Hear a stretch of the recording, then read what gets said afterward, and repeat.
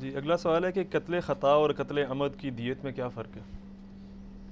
قتل عمد اور قتل خطا میں فرق ہے. قتل خطا کہتے ہیں ایکسیڈنٹلی، غلطی سے ہو گیا، یعنی آپ کی مرضی نہیں تھی کسی کو مارنے کی. جیسے کبھی ڈرائیونگ کرتے ہوئے کوئی بچہ نیچے آ جاتا ہے تو اس کیس میں آپ نے یعنی اس کا قصاص نہیں ہوتا، دیت ہوگی.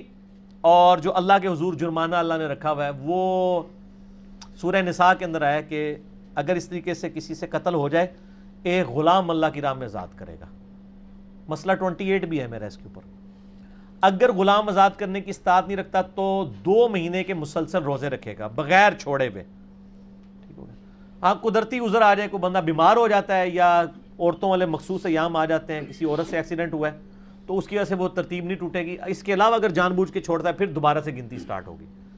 یہ تو اللہ کے حضور معافی کا ذریعہ ہے. اور پھر جو اس کے ورثہ ہیں ان کو دیت دینی ہوگی، اور دیت سنن ابی داؤد میں صحیح حدیث ہے 100 اونٹ ہے.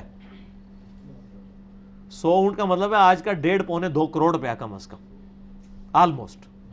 یہ کم دیت نہیں ہے یہ جو پنجاب حکومت اور وفاقی حکومت 5-5 لاکھ دے کے جی مریضوں کو 5 لاکھ اور شہداء کو 10 لاکھ. نہ، یہ کم از کم 2 کروڑ دینی ہوگی دیت اگر گورنمنٹ دے رہی ہے تو. ٹھیک ہو گیا. اور قصاص نہیں ہوگا. قصاص ہوگا جان بوجھ کے قتل عمد کے اوپر. عمد کہتے ہیں جان بوجھ کے.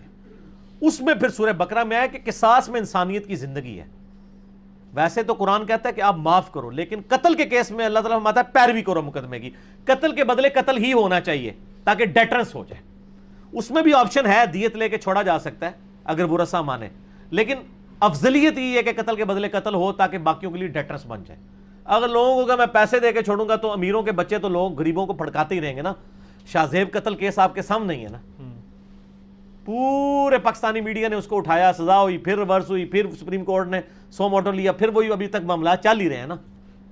تو یہ پھر ہوتا ہے پیسے والے لوگ پھر اس طریقے سے جان چھڑا لیتے ہیں. تو اس میں یعنی اسٹیٹ کا کام ہے کہ وہ سورہ بنی اسرائیل میں ہے کہ جو مقتولین ہیں ان کے ساتھ پھر حکومت کھڑی ہوگی اور بدلہ دلائے گی. یہ نہیں ہے کہ حکومت بھی جو ہے وہ بالکل پیچھے ہٹ جائے اور یہ جی خود ہی بھگتے رہیں اور پھر ان کو دھمکیاں لگاتے ہیں، وہ مجبوراً پھر دیت لے لیتے ہیں، قصاص کے اوپر راضی نہیں ہوتے ہیں. ٹھیک ہے. اس طرح کے بہت سارے کیسز ہوتے ہیں. تو دونوں کیسز میں چاہے ایکسیڈنٹل قتل ہو، قتل خطا ہو یا قتل عمد جان بوجھ کے قتل ہو، دونوں کیسز میں 1 مہینے کے یعنی ایک غلام کو آزاد کرنا ہوگا. آج کل تو غلام نہیں، 2 مہینے کے مسلسل روزے، یہ تو اللہ کے حضور گناہ سے بچنے کے لیے. اور دوسرا سٹیپ یہ ہوگا یا تو دیت دینی ہوگی یا قتل کے بدلے قتل ہوگا. تیسرا یہ ہے کہ ورثہ معاف کر دیں. عموماً میں نے قتل خطا میں دیکھا ہے لوگ معاف کر دیتے ہیں. یہ پچھلے دنوں بھی عثمان بھائی کے وہ جاننے والوں میں ایک ٹرالی کے نیچے بچہ آ گیا. وہ بچے کی اپنی غلطی تھی، وہ رانگ سائڈ سے ویلنگ کرتا ہوا جا رہا تھا. آپ کو پتا ہے ٹرالی کی تو بریک ہوتی نہیں ہے، ٹریکٹر کی بریک ہوتی ہے، ٹرالی کی نہیں ہوتی جو پیچھے لگی ہوئی ہے. وہ اتنی لوڈ ہوتی ہے، ٹریکٹر بریک بھی لگائے تو پھر بھی وہ ٹرالی کا وزن اتنا ہوتا ہے کہ وہ اس کو گھسیٹتی ہوئی آگے لے جائے گی. تو وہ خیر اس کو تو پتہ بھی نہیں چلا، نیچے آ کے بالکل اس کا قیمہ بن گیا. تو وہ بعد میں یعنی پیچھے آواز دی لوگوں نے کہ بچہ نیچے آ گیا.